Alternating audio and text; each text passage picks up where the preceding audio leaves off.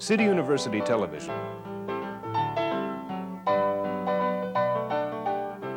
In association with the Center for Advanced Study in Theater Arts.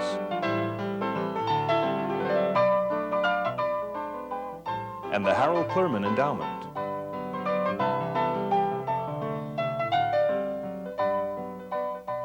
Presents Spotlight.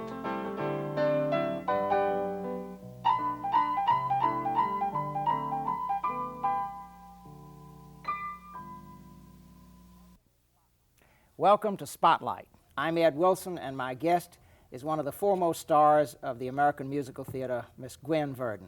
Gwen, thank you for being here. Thank you. You are a reluctant star from what I have read. You were in Can-Can on Broadway, and as I recall, there was a big number called the Apache Dance. And you didn't want to take you had gone up to your dressing room after it was over. Is that right? You know, there are so many stories about that. My dressing room was just off stage left, about the size of a double phone booth.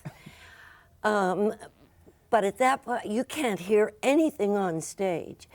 And it's true that the dance did stop the show, and they had to come and get me and take me out, but not because I was reluctant. I just didn't know. You didn't realize. But did it surprise you? Yes, very much. It still surprises me. It never affected me the way it did an audience and the other actors. You mean the fact that you had a number that stopped the show? Well, I didn't really understand it. I mean, I walked out to take a bow. I was not even dressed. I was half dressed. But I saw a scene out there and these actors, which I'd never seen before. I'd seen the actors before. But it was, I mean, I could have walked into Tokyo. It was just that strange to suddenly be out there.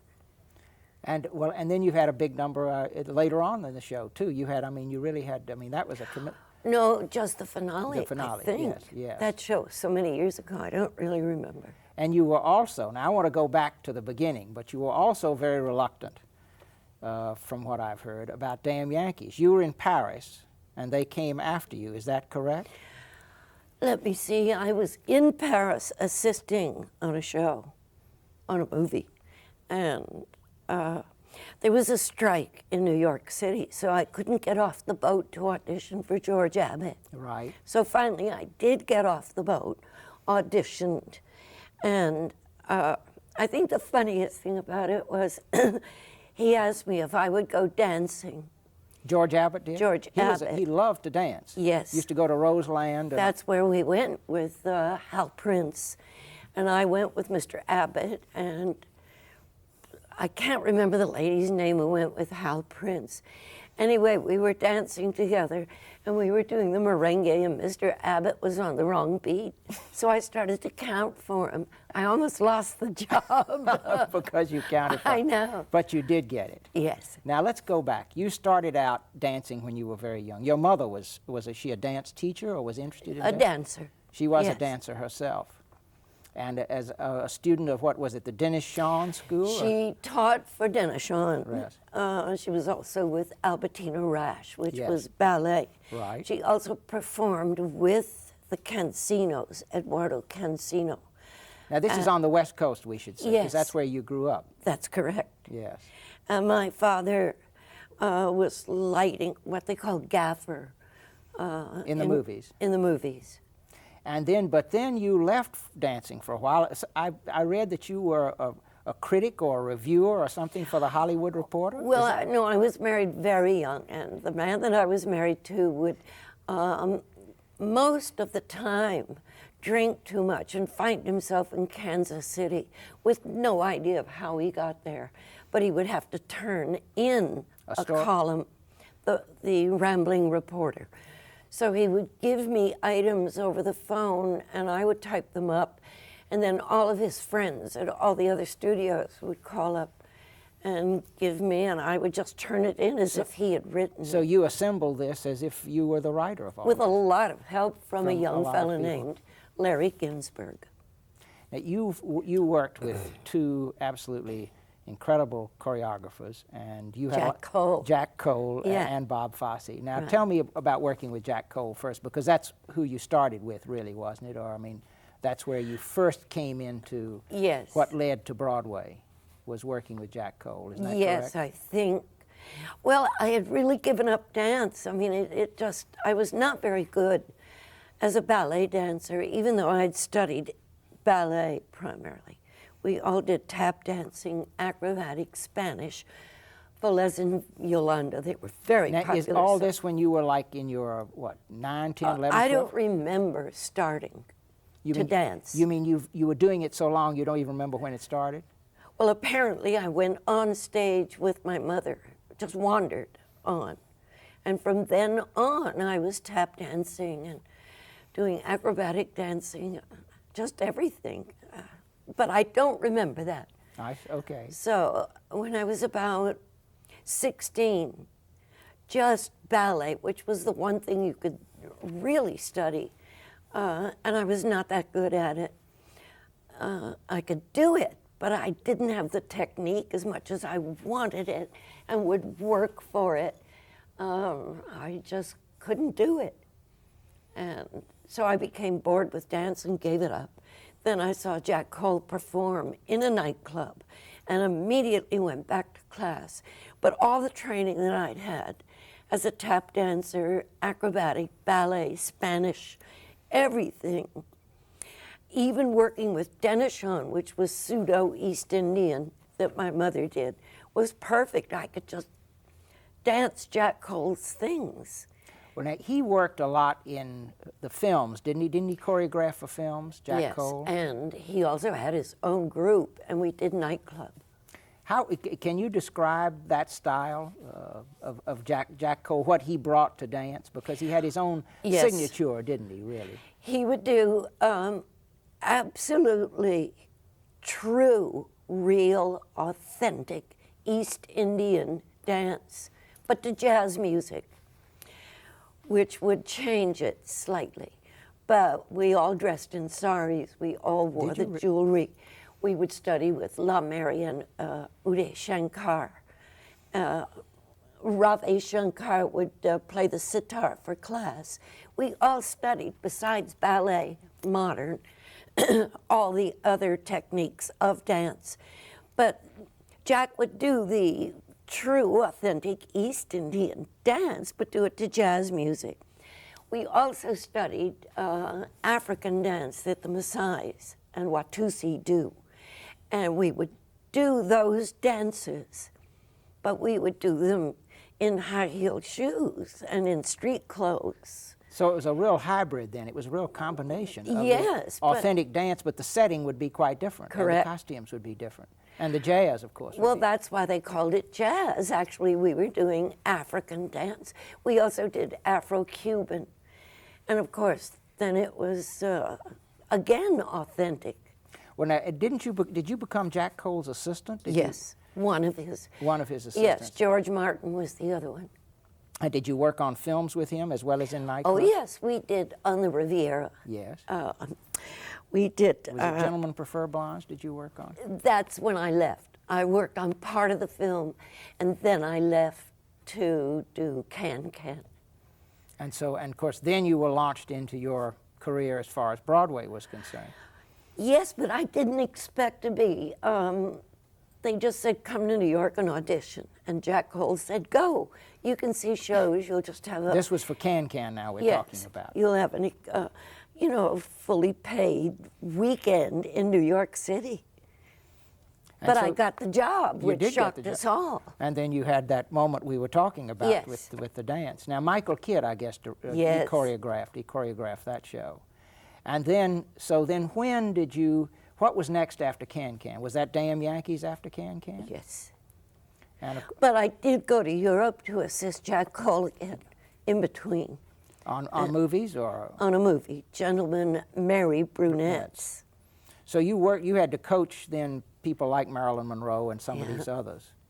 On the well, really, you had to help Marilyn Monroe learn to sing and move, didn't you? In terms of Marilyn could move. No matter what. You helped her And sing, didn't you? No, she was a good singer. Really? She had a tiny little voice, but it was absolutely true. She was a wonderful human being, good sense of humor, which nobody talks about. Yes. Great sense of humor. So you had fun working with her Oh, on yes. that. Now tell me, so when you came back for Damn Yankees, was that the first time you met Bob Fosse then? No, I had seen him at MGM Studios. We had met at a party that Michael Kidd gave. But you had never worked with him before? No. And he'd never worked with you and you never worked with him? That's correct. And so what happened then? Well, I had a reputation for being difficult, and I was. I was difficult because I couldn't stand bad dancing. I know that sounds... No, well, it doesn't at all. Okay, well, It means you were professional, really. I just hated all that choreography that I used to call animated wallpaper, where it was about nothing as long as everything just kept moving. It was choreography. So Bob had heard that I was difficult. But Michael Kidd once said, look, if you don't want to work with somebody who's got a point of view, which makes them difficult, he said, work with my sister, who wasn't a dancer. So well, when you got started with him, I mean, was there a sort of feeling out process in terms of when you all first started working, or did you all sort of click right away in terms of his choreography and your dancing? He loved to rehearse at night. He was a real night person. So we were working in a studio at Walton Warehouse. And he said, look, I'm very nervous. And I said, so am I. And he said, I'm just going to show you this number. I'll just do it. And it was Lola. Whatever Lola wants, Lola gets? Well, he was fantastic doing it. Did he actually do the steps himself? Yes. He'd thought it all out in his mind? Yes. And then he demonstrated it, really? And but you, with all of that background, because some of those movements that he choreographed and you did were very angular and very demanding in terms of physically for the body. I think that's where all my training came in handy. The one thing I had a problem with was Bob liked everything to be pulled up. And from working with Jack Cole... Explain what you mean by pulled up. Okay. On very pulled up legs, as in ballet. Right. And Jack Cole works just the opposite way because we had done so many ethnic dance numbers. We were always in plie, meaning our legs were bent. So in the beginning, working with Bob, it was always straighten your legs, straighten your legs. Because I'd be inclined to support on a bent leg, and he'd want it the other way. Once I got over that, I was fine. But I think that all the different training, East Indian, Spanish, all of that, I just sort of fell into Bob's work, and it didn't seem that angular or strange to me. But you had obviously tremendous flexibility and control of your body as a result of all of that background, of all of that training. I think so. I was not nearly as stretched. Say you take someone like Annie Rankin. She's very stretched. Her legs always went twice as high as mine. I could jump. Bob could jump higher. But I could jump, but Annie was very stretched and very balletic. He could get more of what he wanted from Annie when he worked with her. Now, Damn Yankees, of course, you in Can-Can, you had done a big number and you had made quite a splash in that, but Damn Yankees, you were the star of that. And I didn't start out being the star. That's right, you didn't. No, I didn't want to. You didn't? No. And neither did Ray Walston. We were both below the title. And then because Ray Walston was really very famous at that time, he was going to go above the title. And they said, we want to put Gwen up there too. And I said, no, let's wait for the reviews to come out. So we both stayed below the title. the reviews came out. They were very good. So then we both went above the title. And well, now, when you, with Whatever Lola Wants, Lola Gets, which was one of the big numbers in the show, were you surprised that it was the big hit that it was, that it got the response that it did? Or did you know from the beginning that it was probably going to be? When I saw Bob do the dance, I thought it was, first of all, it had such sex appeal, and yet it was so funny. And I think that's, if you can accomplish that, that's quite rare. Well, actually, that became really part of your trademark. I mean, marvelous technique and marvelous dancing, which we've talked about, but also this combination of sex appeal and humor. That really became, I mean, you became the epitome of that, really, in several shows. Because usually, if you're funny, you're not feminine. But in other words, but you were able to combine those two. And, and audiences, I guess, saw that as a very rare thing, really. Being both sexy on the one hand. I don't know. I just know that matinee ladies just loved that dance. And you would think that they wouldn't. But do you think that the humor saved it from being just too blatantly sexy? So they appreciate. So it really caught both sides of the thing. Do you know, I may have seen that show in almost its first public performance. Oh, really? I was at the Yale Drama School, and I went to a Wednesday matinee at the Schubert Theater in New Haven, and I think it may well have been the absolute first time you all ever appeared before an audience. And you all, you were surprised at certain things with how much people applauded at certain numbers. Then you must have seen the show before the mambo went in. Yes, well, I saw it later. And before that first song went in, Little Brains. Yes, but I saw it afterwards, so I saw it both times. Now tell me about making the transition from being a dancer and a musical comedy person into being more of an actress as well as a dancer in a show like New Girl in Town, which was based on, after all, Eugene O'Neill's Anna Christie. That was a much more, it was a different step, wasn't it, to move into that? Were you frightened of that? Did you want to do it, or what? Oh, yes, I wanted to do it. I auditioned at least 3 or 4 times. Really? Yes, because they had also auditioned Marilyn Monroe. They wanted Marilyn. She would have been wonderful if you could have heard her.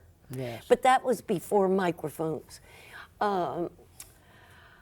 Many different people auditioned for that, and because there was supposed to be singing and dancing and acting, I almost felt that George Abbott said, well, I guess we have to take her, meaning me.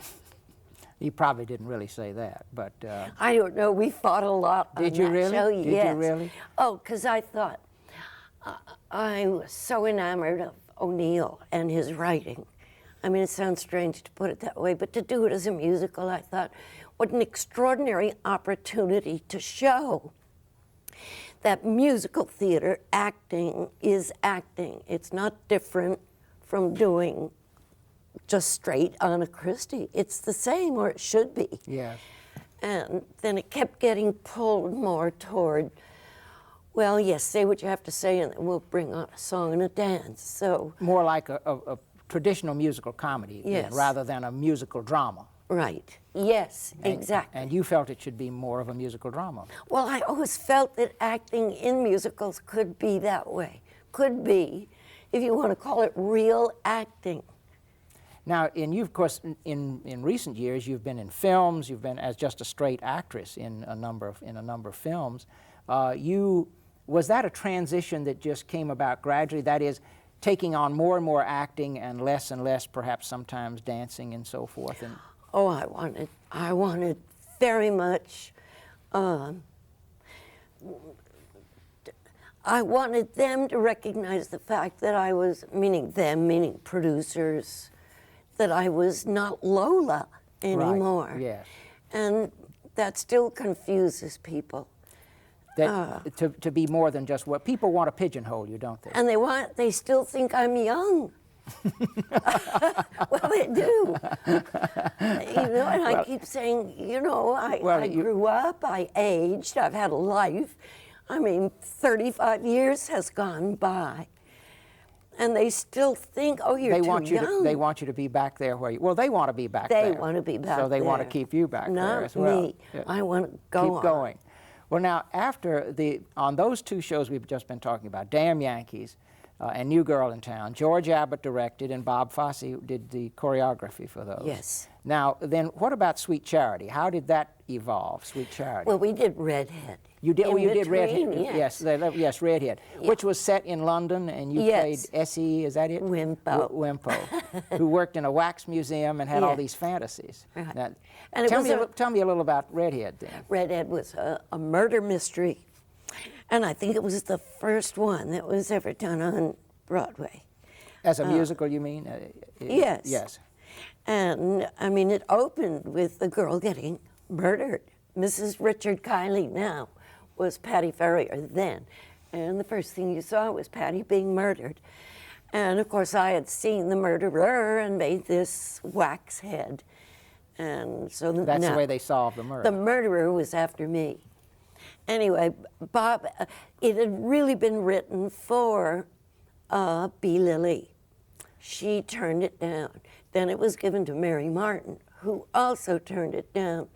So Dorothy and Herbie Fields, who had written it, they brought it to Bob and to me. I read it and I said, I don't see what, you know, they're all thinking it should be done. Well, Bob got the idea of how to fix it. How to do it, to make it work, Yes. which it did, of course. Most people probably think it was that you were the first choice because because you're redheaded, they thought it was probably named. It was named for you, wasn't it? No. You mean that was just a coincidence? Yes. A pure coincidence? Because I think most people thought it was. The real killer had red hair, and that's why it was called Redhead. Yeah. And I think many people, haven't you run into that? They thought it was named for you. I think for a while it was called the Waxworks, but the killer had red hair. And the one that was suspect, who was not the killer, but everyone thought was the killer, he had red hair. So everybody had red hair in that show. It was sort of a musical Life with Father. Now tell me then about Sweet Charity now, how that came about. The end of the show, or just the show? The show, see. Oh, okay. A friend of ours had said, you ought to see the film Nights of Cabiria. It would be a marvelous vehicle for Gwen. So we went to see it again. I thought, why would they think I'd want to do that? I didn't like it. Bob got the script of the Fellini musical movie, just movie, and did an adaptation.